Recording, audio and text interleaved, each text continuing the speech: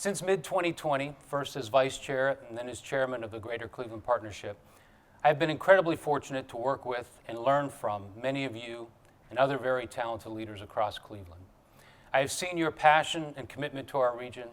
I heard you talk about our opportunities and our great resources, but I also heard frustration. Frustration that despite the talent, resources, and opportunities we all know exist in Northeast Ohio, we do not always see the outcomes we need, and in some cases, we are falling behind other regions in the country. We are not fully enabling our neighbors and colleagues to enjoy the quality of life we know is possible here. Something had to change. You said we needed a collective vision, and we needed to change how we work together. That collective vision is what today's opening video was all about.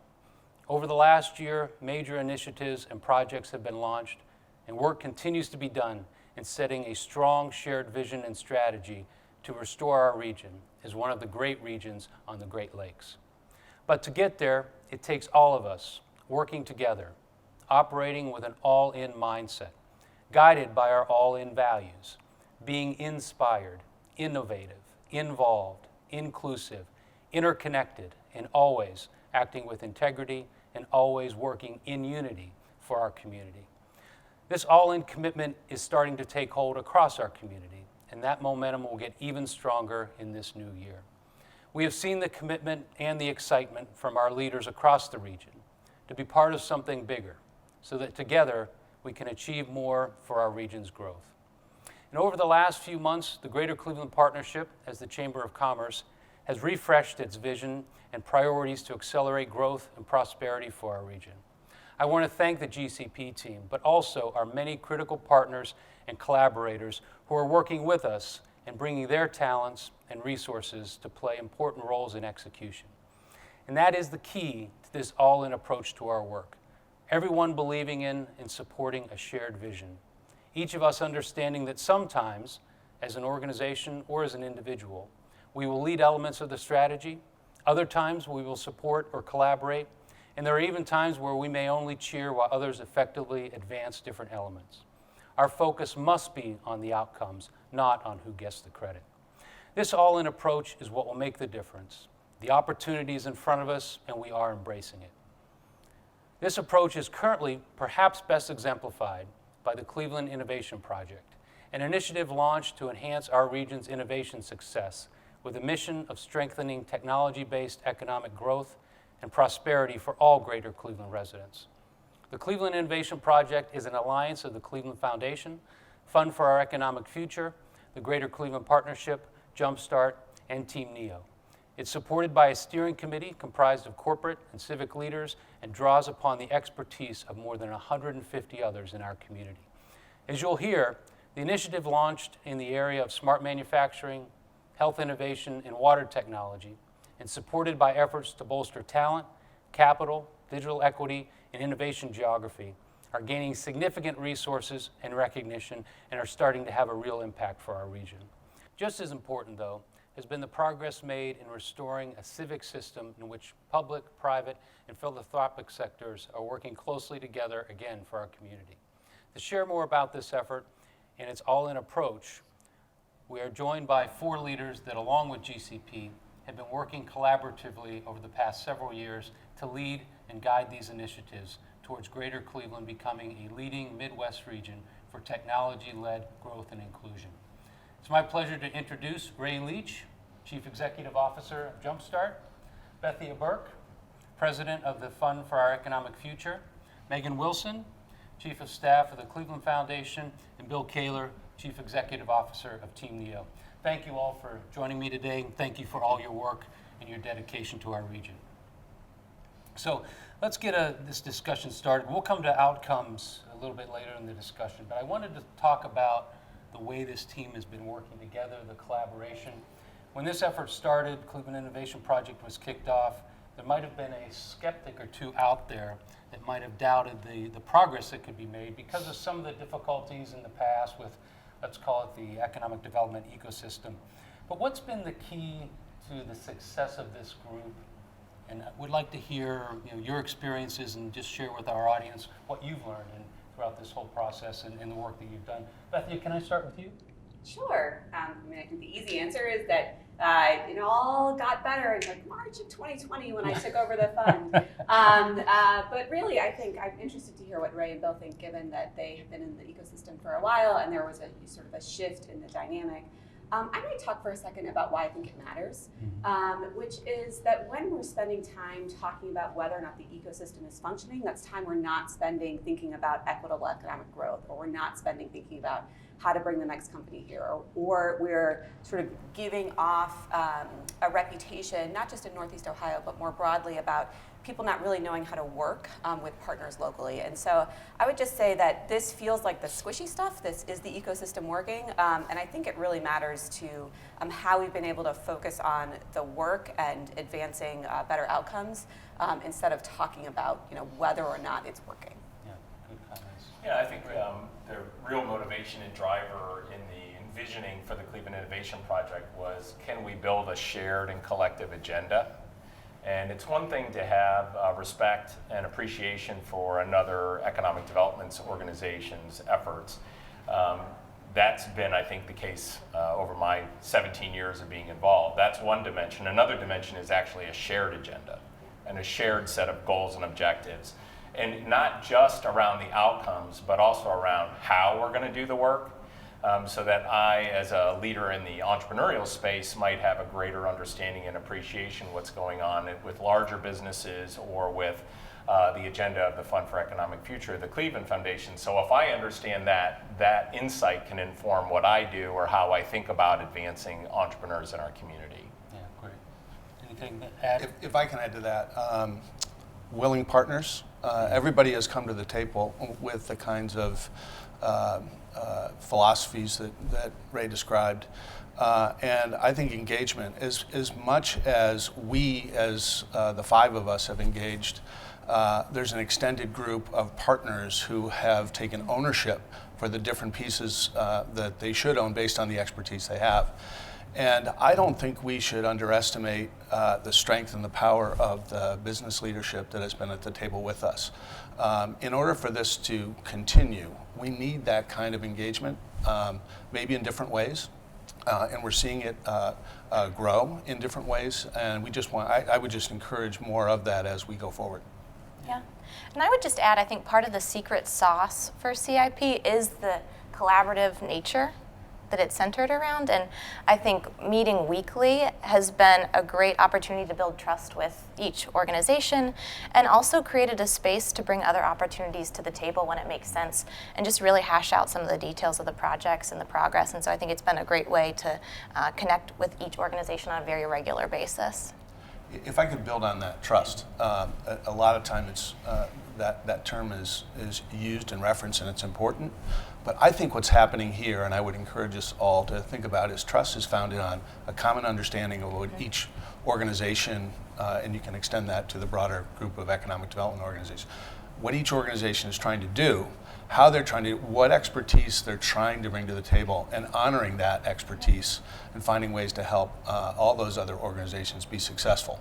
Do what they do well, support it, and then own what you do well and make sure it happens. That's what's happening right now.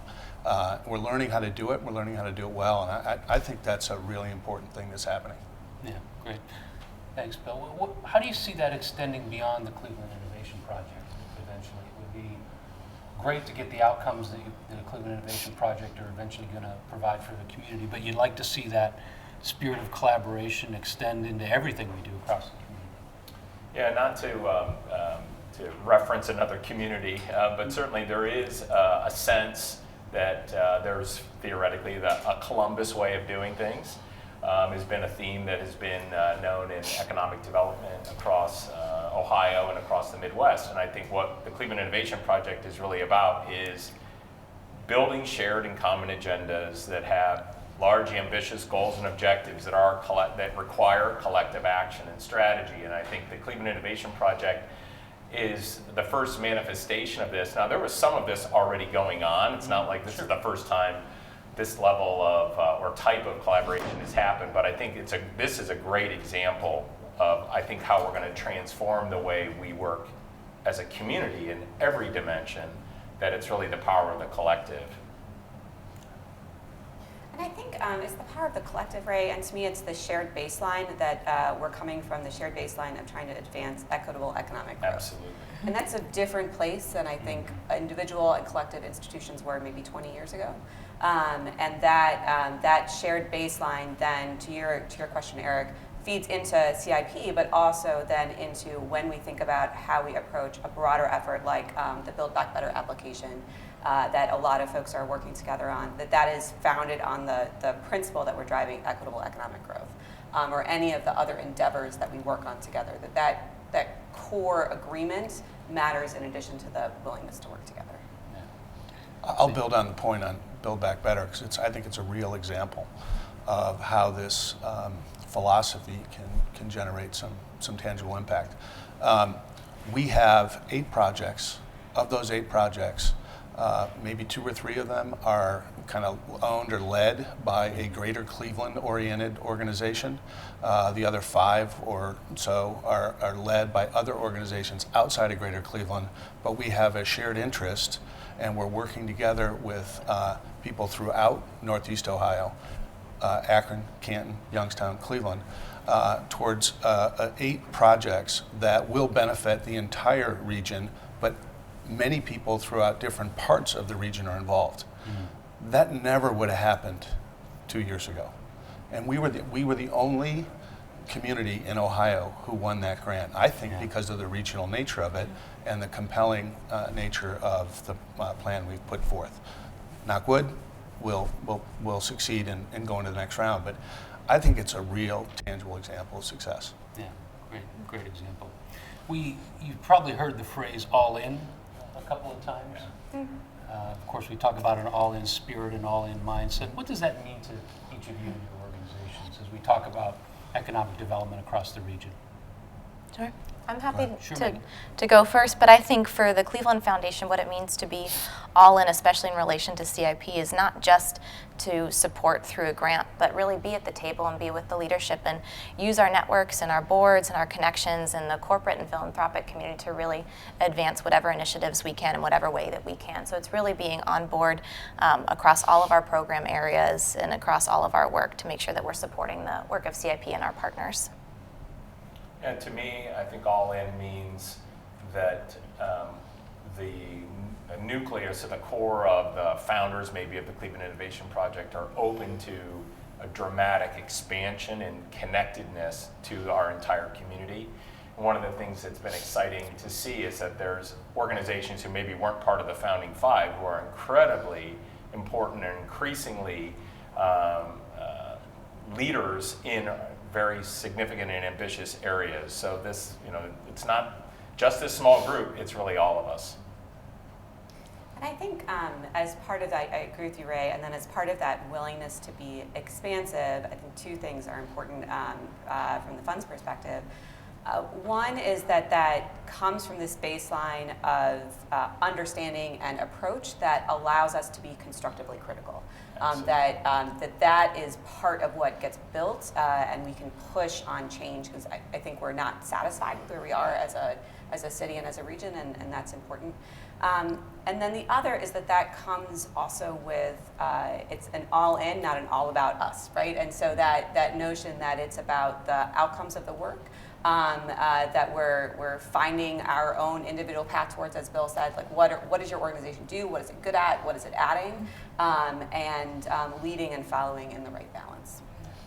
I think of it simply as recognize what you do well, build it, own it, and drive it, and then look for opportunities to invite others who do something else well that is complementary to what we're trying to do, and support it, nurture it. Give them what they need so that they can be successful.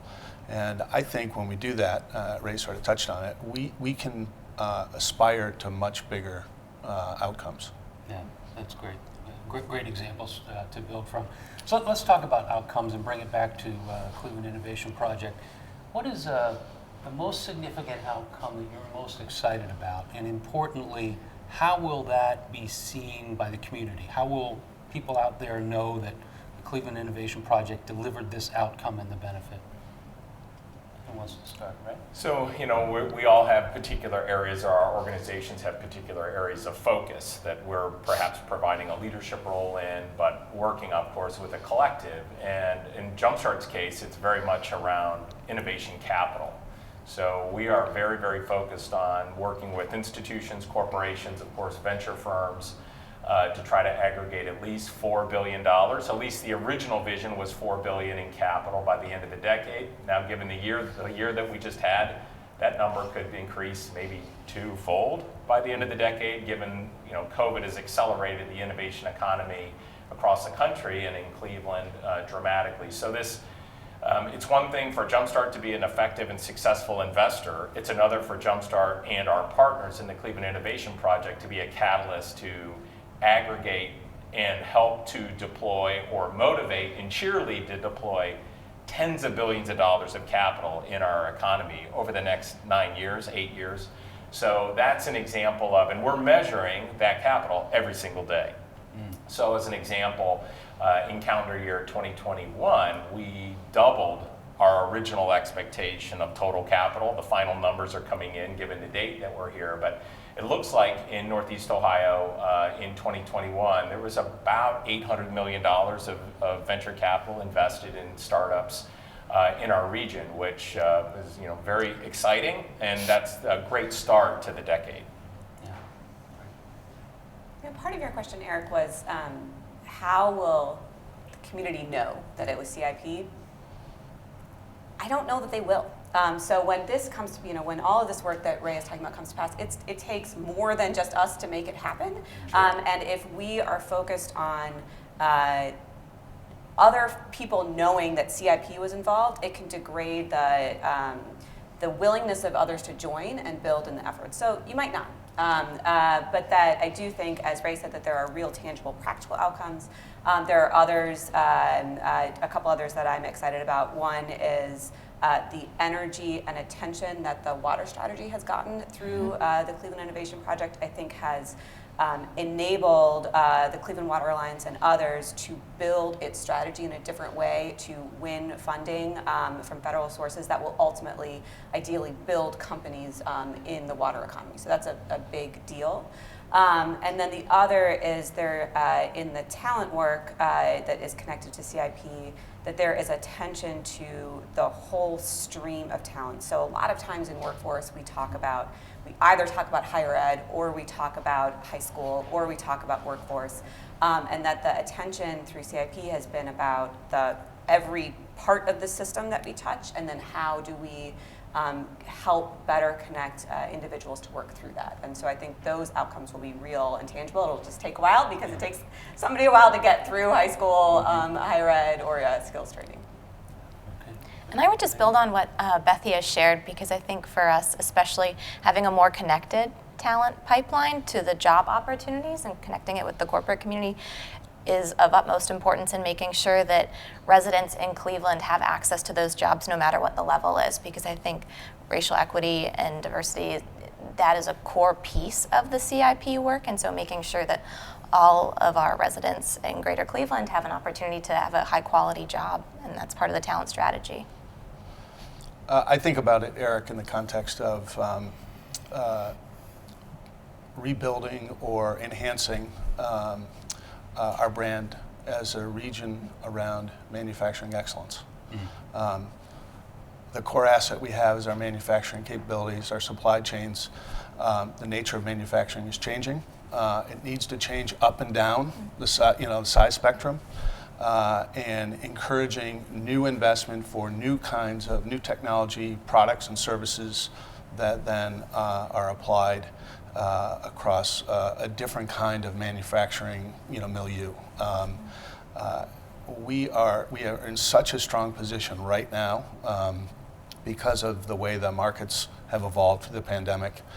We're doing a lot of good work through many of our individual strategies or through CIP. I just think there's a great opportunity here, and many of our CIP strategies are aligned toward it. Yeah, great. So for the audience, maybe for some CIP is new, maybe they don't have as much detail as certainly what all of you do. What would you suggest is the best way for people in the audience who think they can make a meaningful contribution, how can they get involved? Call us. I mean, it's simple. I mean, we have a meeting every Friday, sometimes longer than others, sometimes more contentious than others, but it's all good. And what we are really good at doing is identifying where people can tap in, where people need help. And it's pretty simple, I think, from that perspective. Yeah, I think the spirit of the Cleveland Innovation Project is really around how we tackle meaningful, challenging issues together. And in this case, it's on Fridays, maybe it's a smaller group, but this is really about tackling these issues as a community together. Yeah. Openness, connectedness to the folks who have passion and resources and interest to see change is really what the Cleveland Innovation Project and this collaboration is all about. So yeah, email, call, text. Okay, we'll get your contact information out there for everybody right after the show. So if you think back to when you first were approached about this Cleveland Innovation Project and your involvement and whatever that looked like, and you fast forward to today, what's been the biggest surprise? Hopefully positive surprise, ideally, but what's been the biggest surprise? What have you learned that you didn't expect? Yeah, I think for sometimes in the economic development world as an organization, you sometimes feel like you don't matter. That your resources and your attempts and your efforts are not significant enough to really move the needle. So I think for myself and for our work at Jumpstart, it's that by partnering and collaborating, we individually and collectively can make a much larger impact. And not just on a day-to-day basis programmatically, but we can shape public policy, we can shape change, we can dramatically accelerate equitable participation in our economy and in our community, that each of us individually, maybe with our own areas of focus, could make a difference, but collectively we can make a much bigger difference on multiple levels. I think, well, I will say I was one of the skeptical folks about CIP when I took on my role. And I was skeptical, I think, for the same reasons that a lot of people who aren't in the tent sort of are. You can't see, it's hard to communicate the value early on in a process. And then there was also this question about whether we were really building from the baseline that of work that had been going on for about 20 years.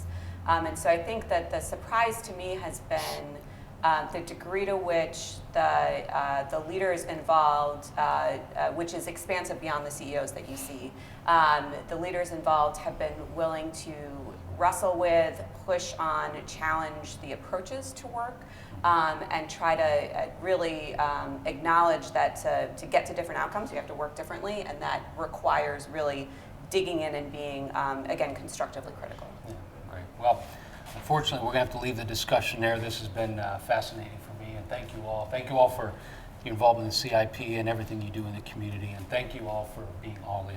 Yeah. Great. Thanks. Thank Thank you. you. Thanks.